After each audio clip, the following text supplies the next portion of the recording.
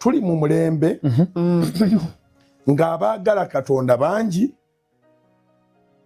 naye ng'ebyogera nabyo bingi nga Susan Makula bw'agambye nti they easily believe nonsense ne baleka ebiri substance.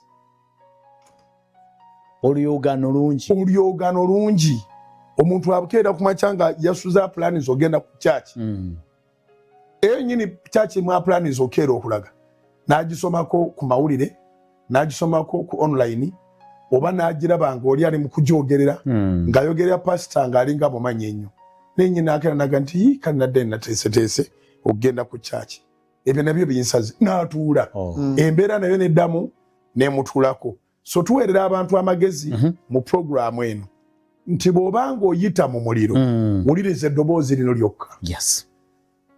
Bw'obanga oyita mu muliro wuliriza eddoboozi lino lyokka.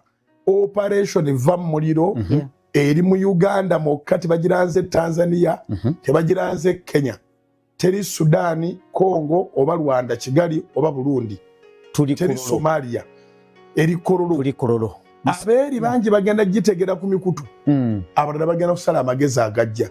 Naye gwe oli very lucky nti bw'oli ne bw'otambuza ebigere oli Kamwokya, oli Bukoto, oli Naggulu, oli Kaleerwe, oli Bugoloobi, oli mu kibuga wano, ne bw'otambuza ebigere otuuka e Kololo n'omalawo essaawa zo 24 Mukama n'akkwatako n'ogenda nga ebintu ne bikyuka.